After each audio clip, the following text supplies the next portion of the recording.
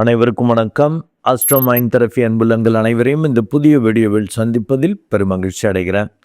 Astro mind therapy சார்பாக மாத அறிவுறுத்தல்கள்ங்கிற video ஒவ்வொரு மாதமும் 12 ராசிகளுக்கும் போட்டு வரேன். அந்த வகையில் மார்ச் 20 முதல் ஏப்ரல் 20, 2026 மீன லக்னம் அண்டு மீன ராசி அன்புள்ளங்களுக்கு என்ன மாதிரி பலன்கள் ஏற்பட போது, அவர்களுக்கான அறிவுறுத்தல்கள் என்ன அப்படிங்கிறத இந்த வீடியோவில் பார்க்க போகிறோம். மீன லக்னம் அண்டு மீன ராசி அன்புள்ளங்களுக்கான அறிவுறுத்தல் என்பது விரயமும் விரக்தியும் போட்டி போடும் மாதம். மீண்டும் உங்களுக்கான அந்த தலைப்பை அறிவுறுத்தலை கொடுக்குறேன். விரயமும் விரக்தியும் போட்டி போடும் மாதம். இந்த தலைப்பிலேருந்து புரிஞ்சிருக்கலாம், இப்போ கொஞ்சம் நேரம் சரியில்லை. ஏன் இதை மாதிரி அறிவுறுத்தல் அந்த தலைப்பை கொடுத்துருக்கேன் அப்படின்னா, உங்களுக்கு 1ஆம் பாவம் 12ஆம் பாவம் ரெண்டுமே வலுக்குது. அதாவது 1ஆம் பாவம் லக்னத்தில் 4 கோள்களும் 12ஆம் பாவத்தில் 3 கோள்களும், அதாவது நவகிரகங்களில் 9 கோள்களில் 7 கோள்கள் 1-12க்கே வேலை பார்க்குது. அதனால தான் விரயமும் விரக்தியும் வருன்ட்டேன். ஏன்னா மேஜர் கோள்கள்லாம் அவ்வளவு நல்லது பண்ணுற ஸ்டேஜில் இல்லை. ஜென்மசனியாக அவர் இருக்கார். ராகு கேது, அதுவும் 12ஆம் இடத்துக்கு ராகு வேலை பார்க்குறார். கேது ஓரளவு நன்மை எப்போ பண்ணுவார்? மெடிடேட் பண்ணாதான். அது நீங்கள் சாமி கும்பிட்றதெல்லாம் ஒரு ஃபுல்லெல்லாம் உட்காந்துலாம் சாமி கும்பிட மாட்டீங்க. அதாயிட்டு பரவாயில்ல அப்படின்ட்டு அப்படியே சும்மா கும்பிட்டு போங்க, ஹாயின்ட்டு போவீங்க, அப்படி ஆகும். ஸோ அந்த மாதிரி ஆளுங்க. அண்டு குரு பகவானும் அர்த்தாஷ்டம குருவாக இருந்து பிரச்சனை பண்ணுறார். ஸோ அதனால தான் விரயமும் விரக்தியும் போட்டி போடும் மாதன்ட்டேன். உங்களுக்கு யோகத்தை கொடுக்கக்கூடிய அந்த அதிர்ஷ்டத்தை கொடுக்கக்கூடிய அந்த பூர்வ பாக்கியாதிபதியும் அடிக்கடி மாறிக்கிட்டே இருப்பார். 2.25 நாளில் ஒரு ராசியை கடப்பார். அதனால தான் நிதானம் இருக்காது, ஒரு பயம் இருக்கும். அதனால் சேஃப்டி ப்ளே பண்ணக்கூடிய ராசியில் நீங்கள் வருவீங்க. அண்டு 9 அந்த செவ்வாயும் 12ஆம் இடத்துல இருக்கார். கிட்டத்தட்ட 3-4-2026 வரைக்கும் அவர் 12ல் இருக்கார். உங்கள் லக்னத்துக்கு முழு சுபரான அந்த செவ்வாய் 2-9 அந்த செவ்வாய் 12ஆம் இடத்துல இருக்கிறது தேவையில்லாமல் விரயத்தை பண்ணிக்கிற மாதிரி வரும். பெருமைக்காக, புகழுக்காக, மரியாதைக்காக, குடும்பத்திற்காக அப்படி ஏதாவது பண்ணுவீங்க. யோசித்து செய்யணும். ஏன்னா அந்த விரயம் பண்ணுறது, அந்த செலவு பண்ணுறது பாசிட்டிவாக இருந்துச்சுன்னா திருப்தியை கொடுக்கும். இது விரக்தியை கொடுக்குற மாதிரிலாம் வருது. அது தேவையற்றது, ஓவராக தான் பண்ணிட்டோமாங்கிற மாதிரி வரும். அதனால் கவனம் தேவை. இந்த செவ்வாயும் 3-4-2026 அப்புறம் லக்னத்திலேயே வராது. அது ஒரு வகையில் ப்ளஸ்ஸு. மெடிடேட் பண்ணால் நல்லது. ஆனால் அந்த செவ்வாய் மட்டும் இருந்தால் நல்லது. கூட யார் இருக்கா? சனி பகவான் இருக்கிறார். செவ்வாய் சனி சேர்ந்து 7ஆம் பாவத்தை பார்க்கறதால பார்ட்னரை கெடுக்கும்.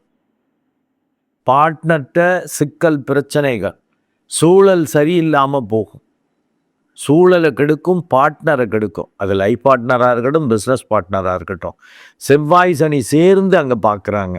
அதனால தான் விரக்தி வரும். என்ன எதுவும் எந்த சூழலும் நம்மளுக்கு ஒர்க் அவுட் ஆகல, இந்த பார்ட்னர் இப்படி நம்பணும், இப்படி கெடுக்கிறாரு. அது லைஃப் பார்ட்னராக இருந்தாலும் இவ்வளோ இப்படி நம்பி அன்பு செஞ்சோம், அப்படி பண்ணிட்டார், இல்லை இப்படி அன்பு செஞ்சோம், இந்த ஆள் இப்படி பண்ணிட்டாரேன்னு அந்த பெண்கள் புலம்புவது, இப்படிலாம் வர்றதுக்கான வாய்ப்புகள் உண்டு. ஏன்னா இந்த சுக்கிரன் பார்த்தீங்கன்னா உங்கள் லக்னம் ராசிக்கு ஆகாதவன் 3-8 கூடவும் உச்சமாக இருக்கிறான். கிட்டத்தட்ட 6 நாள் உச்சம். அதுக்கு அடுத்தது 2ஆம் இடம் வரார். ரெண்டுமே கொஞ்சம் சுமாரான அமைப்பு. பார்ட்னர் ரீதியாக சிக்கல்கள், பயம், குழப்பம் வரும். 2ஆம் இடத்துல உட்காந்து 8ஆம் இடத்தை வேற அவர் பார்ப்பார். அப்போ முறிவு, பிரிவு, சிக்கல்கள் வர்ற மாதிரி வரும்.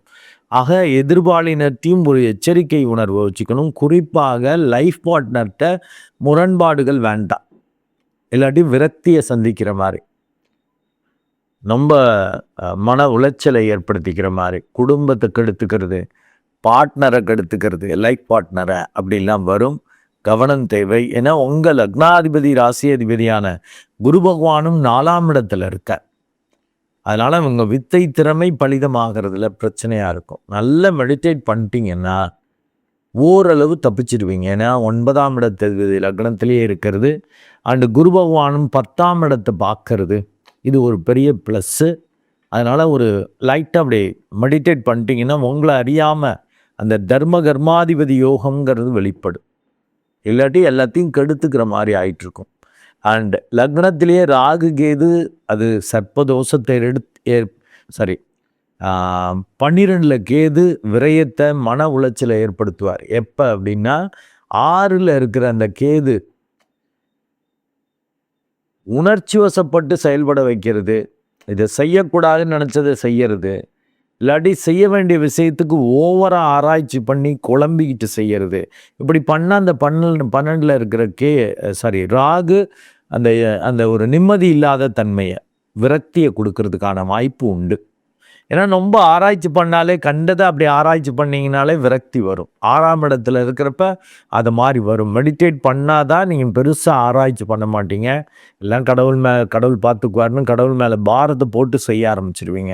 இல்லாட்டி ராகு நிம்மதி சந்தோஷத்தை கெடுத்து விடுவார். நல்ல மெடிடேட் பண்ணிக்கங்க, அப்போ தான் நல்லது. புதனும் உங்களுக்கு பாதகாதிபதியான புதன் கிட்டத்தட்ட 11/4/2026 வரைக்கும் 12ஆம் இடத்துல இருக்கிறது ஒரு வகையில் சிறப்பு. பெரிய பாதகங்கள் பிரச்சனை வராது. பட் 11/4/2026 அப்புறம் உங்கள் லக்னத்திலேயே வர்றது சில பாதிப்புகளை ஏற்படுத்தும். இருந்தாலும் மெடிடேட் பண்ணிட்டீங்கன்னா தப்பிச்சிக்கலாம். ஏன்னா அந்த புதனும் வலிமை இல்லாமல் தட் இஸ் நீச்ச வீட்டுக்கு வருகிறார். அதனால் பாதகம் வராது. அதே பார்ட்னர் ரொம்ப வீக்காக இருந்தாங்கன்னா அவங்களுக்கு கண்டங்கள் பிரச்சனைகள் அதெல்லாம் வரும். உங்கள் இந்த கோச்சார ரீதியாக உங்கள் ஜாதக அமைப்பு அதையும் அனுசரித்து தான் சொல்லணும். பட் கோச்சார ரீதியாக அவங்க வீக்காக இருந்தாங்கன்னு வச்சுக்க, அவங்கள விட்டு பிரிஞ்சு போகிறது, டெம்பரரியாக பிரியறது, அதன் மூலம் விரக்தி ஆகிறது, இப்படிலாம் வர்றதுக்கான வாய்ப்பை இந்த புதனும் ஏற்படுத்துவார். நல்ல மெடிடேட் பண்ணிக்கங்க.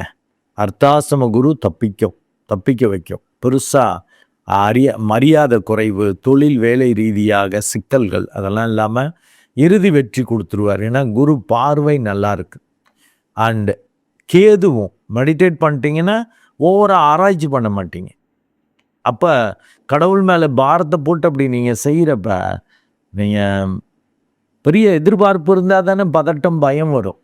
எல்லாம் கடவுள் பார்த்துக்குவார். நம்ம என்ன செய்ய முடியுமோ அதை செய்வோம். ஓவராக ஆகும்னு செய்கிறதோ லெதார்ஜிக்காக பிஹேவ் பண்ணுறதோ இருக்காது. அவசியமான படி செய்வீங்க. அப்போ பெரிய அளவுக்கு விரயமும் வராது. எதிர்பார்ப்பு இருந்தால் தானே விரக்தி வரும். நடக்கலைன்னா, நடந்துச்சுன்னா குதூகலமாகும், இல்லாட்டி விரக்தி ஆகும். அது இல்லாதபடி தப்பிக்கலாம். ஸோ 6ஆம் இடத்துல கேது இருக்கிறது நல்ல மெடிடேட் பண்ணிக்கிறது. ஏன்னா உங்களுக்கு அது நிழல் செவ்வாயை போன்று வேலை செய்யும். அது சுபர் போல. அப்போ நீங்கள் அப்படி வேலை பார்த்தீங்கன்னா வெற்றியை பார்ப்பீங்க. மேஜர் கோள்கள் எல்லாமே கெடுதல் பண்ணாலும் இந்த 6ல் உள்ள ராகு மெடிடேட் பண்ணிட்டீங்கன்னா அந்த காரிய சித்தியை கொடுப்பேன். சூப்பராக இருக்கு. பெருசாக எதிர்பார்க்கலங்க. நான் பயந்துக்கிட்டே எல்லாம் எங்கே பார்த்தாலும் அடி, எங்கே பார்த்தாலும் பிரச்சனை, நான் என்ன பண்ணுறது, ஏதோ வேறு வழி இல்லை, செஞ்சாகணுமே, பொழப்பை நடத்தி ஆகணுமே அப்படிங்கிறதுக்காக ஏதோ செஞ்சங்க. அது கடவுள் அருள் தான். இது இப்படி புகழ் கிடைச்சது, இப்படி வெற்றி கிடைச்சது, மரியாதை கிடைச்சது. ஏன்னா 2/9 குடையவன் போல இல்லை இவர் வேலை பார்ப்பார். அந்த காரிய வெற்றியால் பேரு புகழ் மரியாதை பண வருவாய், புகழுடன் பணம் வரும். அது மாதிரிலாம் ஏற்படுத்தி தருவேன். அது மெடிடேட் பண்ணிக்கணும். நான் ஒரு டம்மி பீஸ்னு அது உங்களுக்கு வராது. மெடிடேட் பண்ண மாட்டீங்க. சாமி கும்பிட்றப்ப கூட சும்மா அப்படி பண்ணிட்டு போயிடுவீங்க. ரொம்ப ஆத்மார்த்தமாக பண்ணுவீங்களாங்கிறது ஒரு டவுட்டு. அது பண்ண மாட்டீங்க. ஏன்னா உபய லக்னம் அண்டு உபய ராசி இப்படியும் அப்படின்னு தான் இருக்கும். சூழல் கெடும், சூழ்நிலை, பார்ட்னர் இவங்க ஒத்துழைப்பு வராது. ஏன்னா யாரையும் நீங்கள் வேற நம்ப மாட்டீங்க, பயப்படுவீங்க, தன்னை சுருக்கி கொள்வீர்கள். போதும் என்ற மனமே பொன் செய்யும் மருந்துங்கிற அந்த பழமொழி உங்களுக்கு ரொம்ப பிடிக்கும்.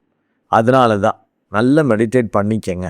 உங்கள் இயல்புப்படி பெரிய அளவுக்கு விரயமோ விரக்தியோ வராதபடி தப்பிச்சுக்கலாம். ஏன்னா நான் விரயமும் விரக்தியும் போட்டி போடும் மாதம்ட்டேன்.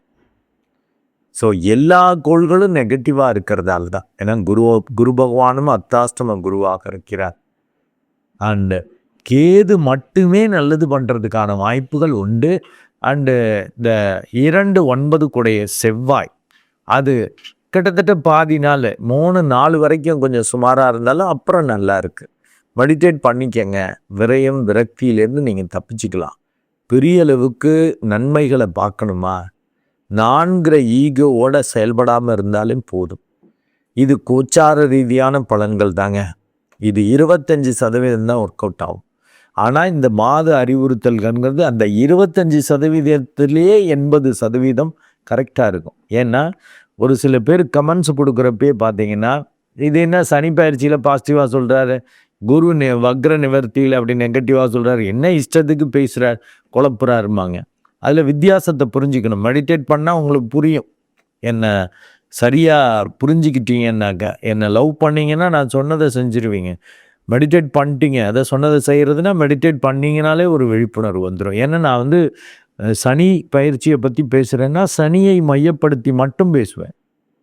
குரு வக்ர நிவர்த்தினா குரு வக்ரம் கதியில் எப்படி பயணித்தார், என்ன பலன்கள் ஏற்படுச்சு, வக்ர நிவர்த்தி ஆகிறப்ப எப்படி.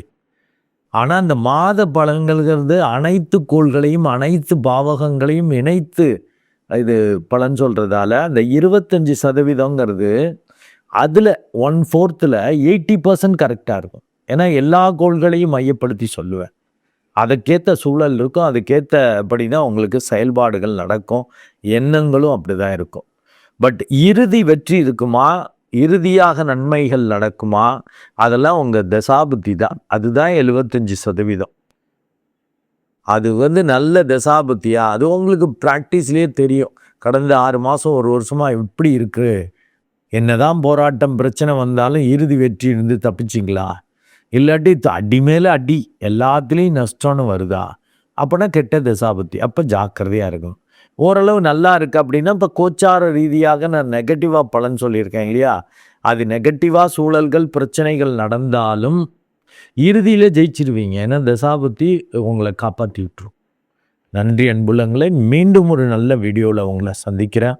அதுவரை உங்களிடமிருந்து வணக்கம் கூறி விடைபெறுவதும் உங்கள் அன்பு டாக்டர் அருட்குழந்தை ஆர். கணேசன். நன்றி, வணக்கம்.